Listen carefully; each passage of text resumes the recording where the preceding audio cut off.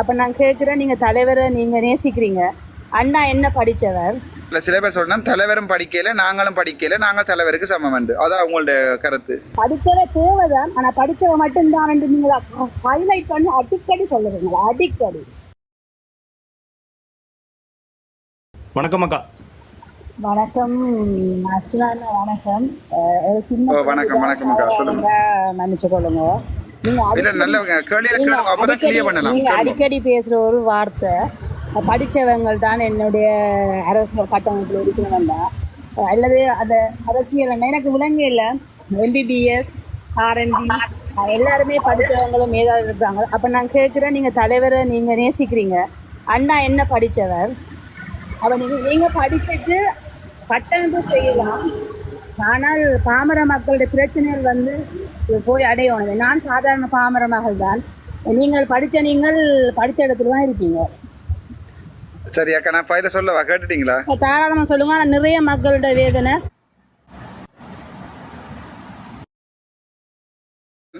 அந்த ஓல் ஐலண்டில் ஓல் universe rank first அடிச்சிருக்குமென்னு நினைக்கிறேன். ஏனென்றால் அவட்ட ஐக்யூவை 192 சொல்லியிருக்காங்க. உங்களுக்கு தெரியுமோ தெரியாது. படித்து தான் ஐக்யூ வரணுமன்றது, ஐக்யூ ப்ராப்பராக வாரது. ஹைலி இன்டெலெக்சுவல் என்று சொல்கிறது ஐக்யூ கூடினாக்களை தான் சொல்கிறது ஹைலி இன்டெலெக்சுவல். அதுக்காண்டி நீங்கள் நினைக்கக்கூட பிஹெச்டி இருக்கிறார்கள் எல்லாருமே படித்தாக்கள் உண்டு. இல்லை, பிஹெச்டியோட ஒரு முட்டாளும் இருக்கலாம். இன்றைக்கு நான் சின்ன உதாரணம் சொல்கிறேன் உங்களுக்கு. இங்கே ஒரு டில்கோ ஹோட்டல்னு ஒன்று இருக்குது. அப்போ அதில் நாங்கள் வளமையாக போய் சாப்பிட்றாங்க. அப்போ அதில் ஒரு ஜியோகிராஃபி ப்ரொஃபஸர் ஒரு ஆள் வந்திருந்தார். அப்போ எனக்கு பக்கத்தில் இருந்த ஒரு படியன் கேட்டான், மச்சான் என்னடா இந்த ப்ரொஃபண்டது லூசன் மாதிரி காய்ச்சி கொண்டிருக்காண்டு. அதால் நான் படித்த எல்லாரும் இதென்று சொல்லலை. நான் கூட தெளிவாக சொல்லியிருக்கிறேன். வெளிநாட்டு இப்போ இதே தான் எங்கள்கிட்ட தமிழாக்கள் உள்ள பிரச்சனை. இப்போ நீங்கள் யூகேலேயோ யூஎஸ்ஏலேயோ என்ன சொல்கிறது, ஒரு குவாலிஃபிகேஷன் இல்லாமல் நாங்கள் ஒரு எம்பி போஸ்ட்டுக்கு போயிடலாம். அது உங்களுக்கு தெரியும். ஆனால் இங்கே தான் வெத்தில சப்புறாக்கள், குடுவிக்கிறாக்கள், பார் லைசன்ஸ் வச்சு அரசியல் செய்யலாம். இப்போ உங்களுக்கு நீங்கள் பார் லைசன்ஸ் வச்சிருக்கிறாக்கள் தான் அரசியலுக்கு வேணுமென்றால் அதில் ஒரு 20 பேரை கேட்க சொல்லி போட்டு நான் போகிறேன். இல்லை, அதாவது அது ஹைலி இன்டலெக்சுவல் ஒரு கம்யூனிட்டி ஒன்று தான் அரசியல் செய்யணுமெண்டா நாங்கள் செய்கிறோம். அதுக்காண்டி நான் இப்போ நீங்கள் கீழே நான் படித்தேன்னு சொல்கிறது அப்படியெல்லாம் இல்லை. நான் கதைக்கிற விதம், நான் பழகிற விதம் எல்லாருக்குமே தெரியும். ஒரு இனம் மொழி சாதி நான் பார்க்குறேன். எல்லாட்ட வீட்டையும் போய் சாப்பிட்றேன். நான் எனக்கு அந்த சொல்லுவாங்க உமாச்சந்திர பாஸ்ன்ற இடத்துல. அன்றைக்கு எனக்கு ஒருத்தன் சொல்கிறேன், டாக்டர் நீங்கள் இப்போ வரையிலேண்டா கோழிக்கடையை அடிச்சு விடைப்போம். அது கோழிக்கடை வேறு ஒன்றும் இல்லை, எங்கள்கிட்ட உமாச்சந்திர பிரகாசின்ற கோழிக்கடை. ஏனென்றால் அங்கே நான் நின்று எங்கள்கிட்ட வீட்டில் இருக்கிற செய்த வந்த படிகளுக்கு அவங்களோட நின்று சீமெந்து குலக்கேக்கில் நானும் வாளி அள்ளி எடுத்துக்கொண்டே கங்க்ரீட் கொட்டியிருக்கிறேன். படிக்கிறன்றது வேறு, பிரெயின் பவர்ன்றது வேறு. நீங்கள் பார்க்குற எனக்கு உங்களோட ஆதங்கம் விளங்கு. சிலவர் நாங்கள் எஜுகேட்டட் பீப்புள் விட்டு அவங்களோட காய்க்க அது இல்லை. சீனா மேரன் டவுன் டு எர்த் என்று சொல்றது, அவன் ஒரு டவுன் டு எர்த் பர்சன். அப்படி நீங்கள் எங்களை இவர் படிக்கிறாக்களை பற்றி தான் கதைக்கிறார் என்று எங்களுக்கு சேர் அடிக்கிறார். அண்ணன் புக் படிப்பாருன்றதை நான் அறிஞ்சிருக்கேன். நானும் அறிஞ்சிருக்கேன். போராட்டத்தை ஆரம்பித்து நிறைய புக்களை படித்து படிக்கிறதான் மனுஷன் பூரணம் அடைகிறான்றதை நான் லைப்ரரி படிக்கிறேன். ஆனால் பதவி பட்டம் ஒன்றும் மக்களுடைய பிரச்சனைக்காது. மனுஷரோட மனுஷராக இருந்தால் மட்டும்தான் மனிதருடைய பிரச்சனையை கொண்டு வரலாம். அரசியல்ன்றது அதுதான் நான் நினைக்கிறேன். படித்தவ தேவை கட்டணம் நகர்த்துறதுக்கு. ஆனால் உங்களோட நெடுகளிலேயே நிறைய திறம் நான் பார்த்துருக்கேன். எல்லாத்துலேயுமே ஒரு ஏளனமாகத்தான் எனக்கு அது உங்களோட ஸ்லாங்கோ தெரியல. நிறைய ஆட்கள் நானும் இப்போ சொல்லுவேன், நான் தேர்தலில் நின்றால் எனக்கு எங்களோட அப்பான்னு இதில் வரும் பள்ளி செல்வன் அதே கதிரவேல் பிள்ளைன்னு ஸ்கோப்பார் இருந்ததா அந்த வழியில் வந்த ஆக்கள் தான். ஆனால் நானெல்லாம் அரசியல் இல்லை, சாதாரண ஒரு இதுதான். ஆனால் என்னை படித்தேன்னு சொல்லிட்டு அதை எனக்கு ஹர்ட் பண்ணுது. என்னை சுற்றி இருக்க நிறைய பேர் என்ன நான் உங்களுக்கு சப்போர்ட் பண்ணி அவரோட உண்மைக்காகன்னு சொல்லி அவர் இதை கதைக்க அவங்க கேட்குறாங்க, ஏன் படிக்காதவ ஆள் இல்லாத அண்ணா படித்தவரா அல்லது அங்கே போராட்டத்தில் இருந்த போராளியும் படித்தவையா? பிறகு அண்ணா அதை பலப்படுத்துங்க. படித்தவ புத்திசாலியமாக கையாளினம், அது உண்தான். படிக்காதவதான் உண்மையிலேயே போராட்டத்தில எல்லாம் அடியெல்லாம் அடி அன்றைக்கு பேச பொருளாக இருந்ததாரு. படித்தவ தேவைதான், ஆனால் படித்தவ மட்டும்தான் நீங்கள் ஹைலைட் பண்ணி அடிக்கடி சொல்லுறீங்களா? அடிக்கடி இல்லை நீங்கள் சொன்ன அப்புறம் தான் எனக்கு உண்மையாகவே பொறி தட்டுது உண்மைதான். நான் மயூரன் எடுத்துட்டு உங்களை செயலாளராக போட்டு விடுறேன். எந்த பதவிக்கு வேற ஒரு ஆள் நீங்கள் உங்களோட சொந்தக்காரராக இருந்தால் கொண்டு வாங்க அவைய போட்டு விடுறேன். அப்படி சொல்லல, நீங்கள் கதைச்ச அப்புறம் நான் கதை கேட்கல, நீங்கள் கதைக்க கூடாது, அது கூடாது வழக்கம். சரிதானே? ரெண்டாவது, ஒரு காலத்துல உங்களுக்கு தெரியுமோ கப்பலால் அனுப்பி அண்ணன் வந்து என்ன கதைக்க விட்டீங்கன்னா கதைக்க விடுங்க. அப்ப நீங்க என்ன கதைக்க விடுங்க. நீங்க இப்படி முடிஞ்ச பிறகு டாக்டர் கதை கேட்க கூப்பிடுறாங்க ப்ளீஸ். அந்த கேட்டசி அந்த மரியாதை ஒண்ணு தெரியும். அப்ப நீங்க கதை கேட்க நான் மூடிக்கொண்டல இருந்தேன். நான் அப்ப நான் கதை கேட்க நீங்க மூடிக்கொண்டல இருக்கோம் இல்லையோ? நீங்க காய்ச்சி முடியுங்க, எல்லாத்தையும் சொல்லி முடியுங்க, அப்புறம் நான் ஏதாவது சொல்றேன். இல்ல ஓகே, நான் நினைக்கிறேன் நீங்களே சொல்லுங்க.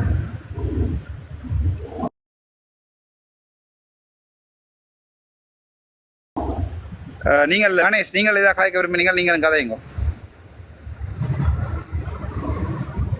கதைக்கையில நீங்க அந்த கதைக்கிற விதத்தை சொல்றேன். நீங்க அந்த ஒரு கருத்தை மக்கள்கிட்ட கொண்டு போற விதத்தை நீங்கள் கவனமா கையாளணும் தயவு செய்து. உங்களை ஒரு அரசியல் எதிர்காலமா நம்பித்தான் இந்த போல மக்களை நாங்கள் பின்னால நிக்கிறோம், விளங்குதா? நீங்கள் கதைக்கும் போது உங்களுடைய கருத்துக்களை சரியான முறை. இப்ப நீங்கள் அவாவுக்கு சொல்றீங்க, அவ வந்து உங்களுக்காக தான் என்னன்னு சொன்னா சிலது வந்து அது சிலது வந்து வயசு கோளாறுகள் அதுவும் எல்லாம் இருக்குன்னா நீங்க அதோட கொஞ்சம் நீங்கள் தான் மென்மையா கொண்டு போகணும். என்னன்னு சொன்னா நீங்க வயசான ஆக்கலன்னா விடுங்க, அதை விடுங்க. விட்டுட்டு இப்ப நாங்க முக்கியமான கேள்வியில கேட்போம். முக்கியமான கேள்வியில கேட்போம். என்ன ஒரு நிமிஷம் கைக விட்டுட்டு ஒரு நிமிஷம். சரியா? நான் ஒருக்கா சொல்லவா? நான் சொல்லியிருக்கிறேன், படிச்சாக்களும் இன உணர்வு உள்ளாக்களையும் சேர்த்து கொள்வோம். அதே உங்களுக்கு கேட்கல மிச்ச பாதி. அது நல்ல வழி, நல்ல வழி. அப்படி கொண்டு சொல்லல அர்ஜுனா, நீங்கள் அது சொன்னதுக்கு நான் எதிர்கருத்தோன்னு சொல்லல. முதலே சொல்லிட்டாரு டாக்டர். நான் சொன்னது நீங்க அந்த அக்கா மயூரன் இடத்துல நீங்க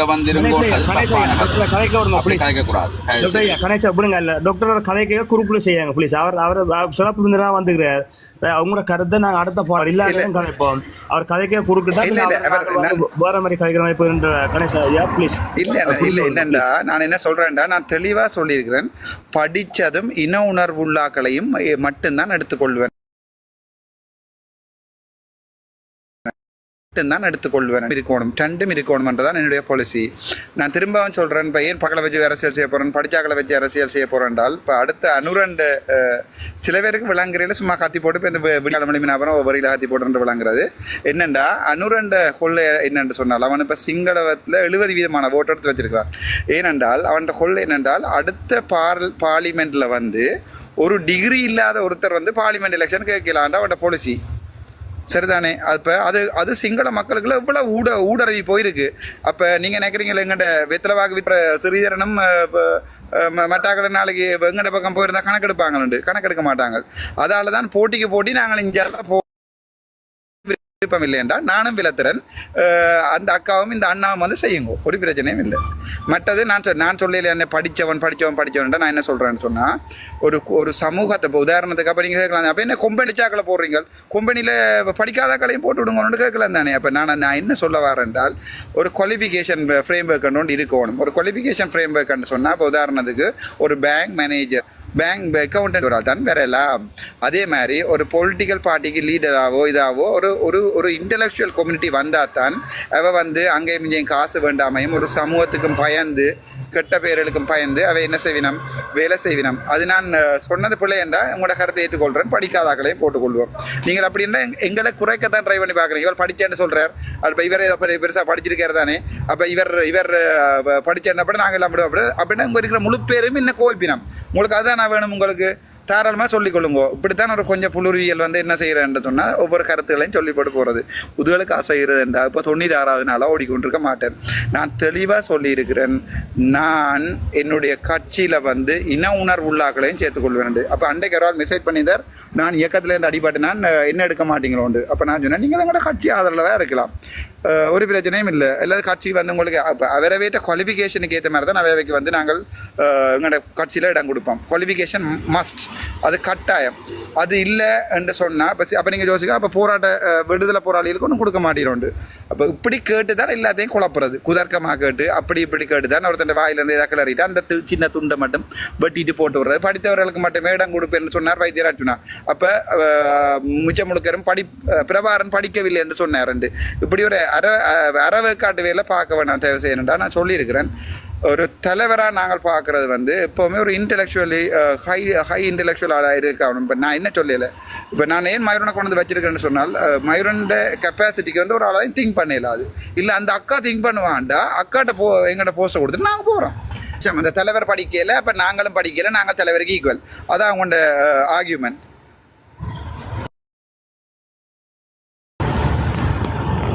வன்னிமேந்திரன் நீங்கள் மட்டும் பயிர் சொல்லுங்க, தலைவர் படிக்கவும் இல்லை என்று சொல்கிறீர்கள், நீங்களே சொல்லிக் கொள்றீர்கள். நாங்களும் படிக்கல, என்ன கர்மம் பிடிக்கல இன்கமிங் போடணும்.